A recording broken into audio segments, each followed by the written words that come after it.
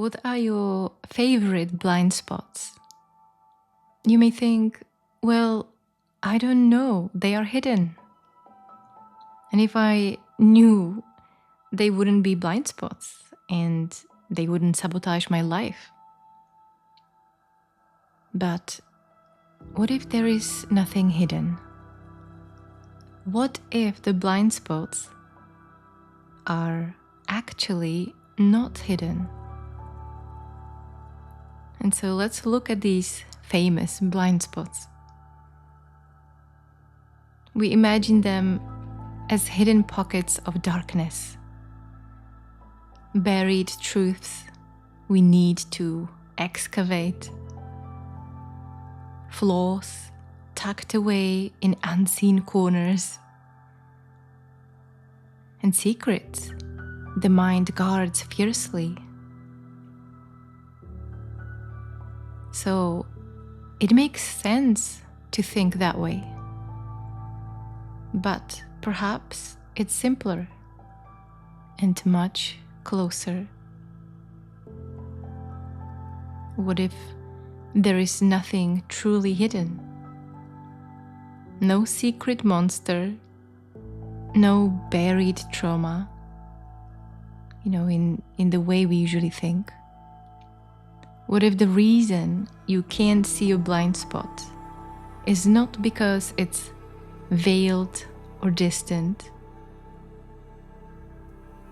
but what if the blind spots are the stories you are so convinced about as being true right now?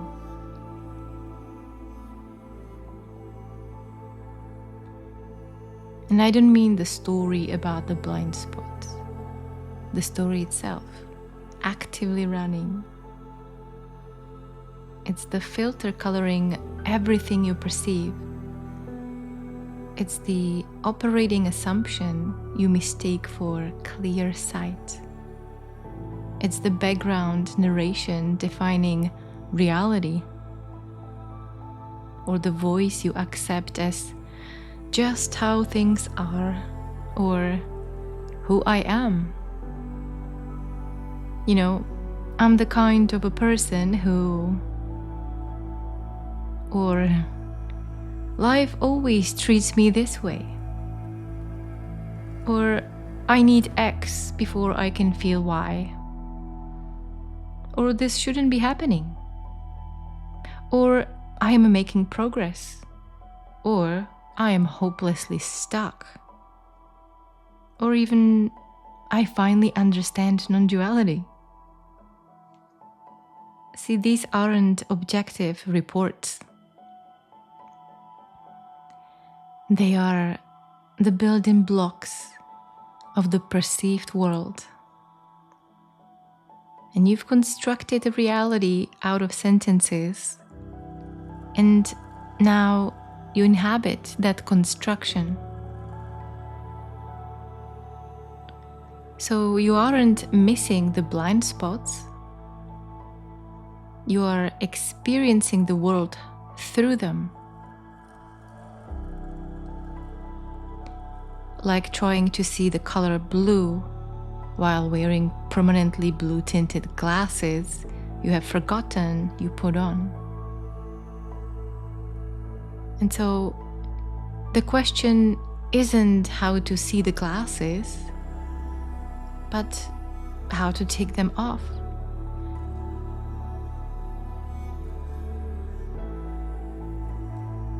And maybe it is even the realization that the glasses themselves were just smoke and mirrors. But it's just so convincing that we have to look a little deeper. Because if it was so easy, you'd already have done it. So what if I told you that it is only impossible when you are actually trying? So now imagine that you are not just hiding some cute little inadequacy. No, picture this. You've committed a crime against your own soul, a fundamental betrayal. You looked at the raw, messy, inconvenient truth of your being, your fear, your neediness, your staggering vulnerability, and you deemed it unfit for existence. You judged it, condemned it, and sentenced it to life imprisonment in the dark. And so, what's the first move? Well, plaster on a mask for the audience. You slapped together a good person costume, or maybe the spiritual warrior outfit, the I've got my shit together uniform. And that's only step number 1. To hide it from others. But there is someone else. Someone else who yet needs to be fooled. You. Because that little flicker of knowing, that inconvenient conscience is intolerable. Feeling the guilt, the shame, it's unbearable. So you become your own crooked lawyer, your own con artist. You start fabricating stories, not just flimsy excuses, but elaborate, rock-solid narratives designed to keep you off the hook completely. You manufacture evidence, twist memories, build entire philosophical systems and intricate psychological profiles. Anything to make the lie feel like unquestionable bedrock truth. It's the I had to react that way because they or my trauma made me this way, it's not my fault. Or my anger is righteous, it's passion. Or this emptiness is profound spiritual depth, not avoidance. Or simply, I am too complex, or I am too sensitive, or I am too damaged for things to be simple.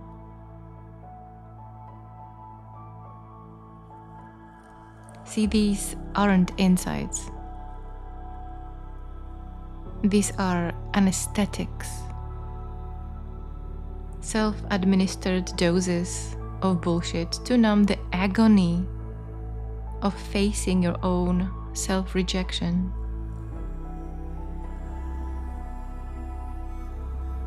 And you tell these lies to yourself in the dark until you mistake the echo for the voice of God or reason.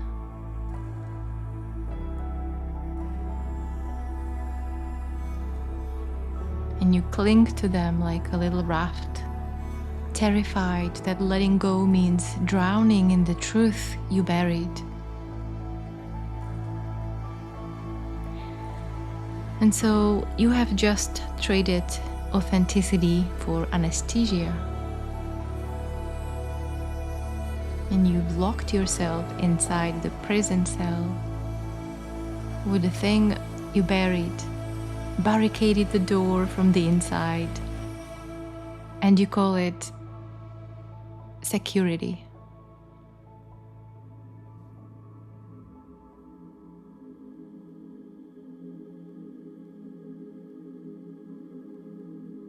But soon or later, the cracks in the armor appear. Anxiety, overthinking, judging others, and the constant race to get to that bulletproof future.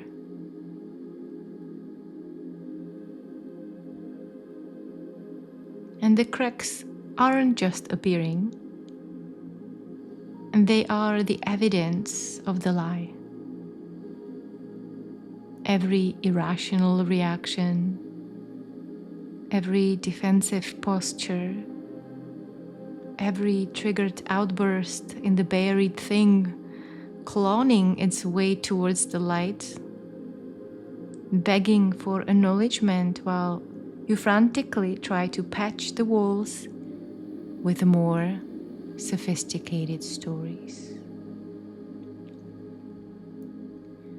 So, don't worry, it's not as hopeless as you think. Here is the blind spot exposed.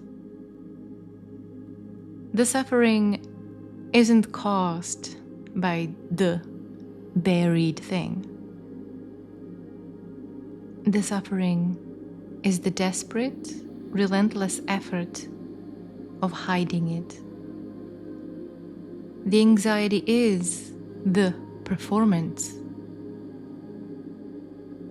The prison is the story you refuse to see as a story.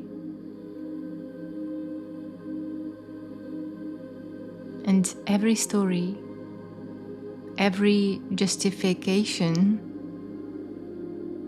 every layer of defense is completely made up.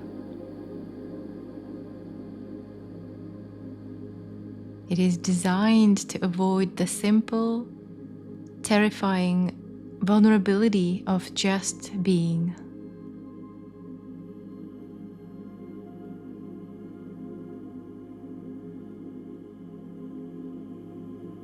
You are the actor who has performed the role of the innocent victim or the righteous judge for so long. You have forgotten that you are just playing. And that act is a really Oscar-worthy performance.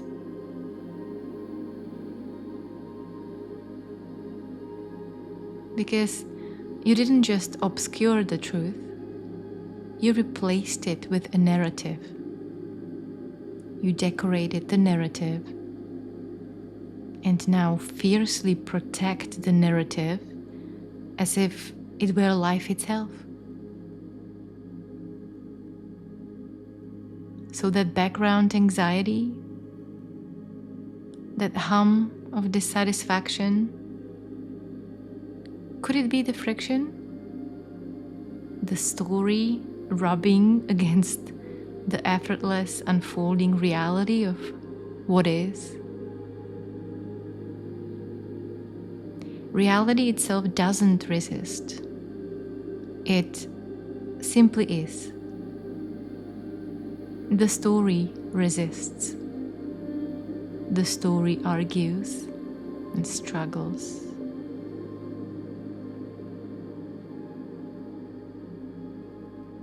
But you aren't stuck in your story. You are the activity of believing the story, an activity mistaking itself for a character stuck in the plot.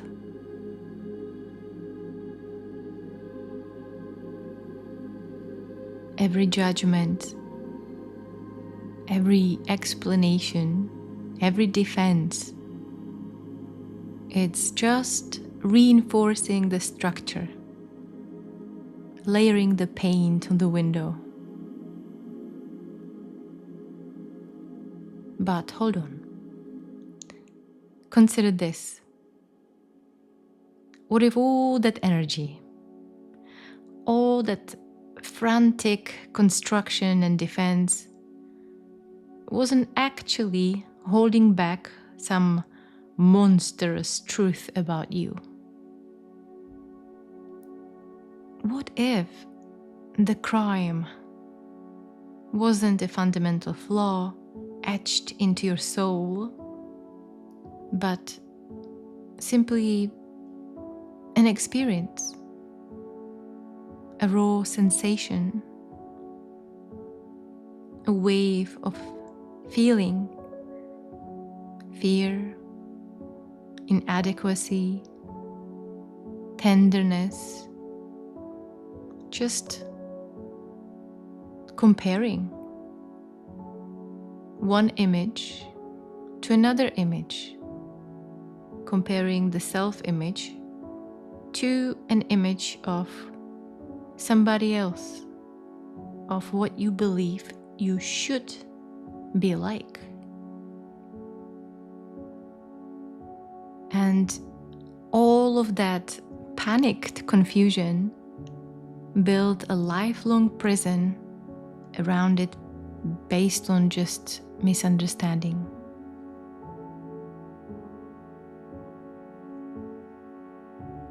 So what if the vulnerability you have spent lifetimes suppressing, armoring against, pathologizing, and desperately hiding wasn't actually dangerous? What if it was just energy, life itself, unlabeled, untamed, before the story piled on top? So let's look beneath the noise. Who wants to see the blind spots, other than the story convincing itself to be powerless in the darkness? And if the prison was built entirely of belief, and the guard is just a thought being energized by stories, who actually walks out when you simply forget to lock the door?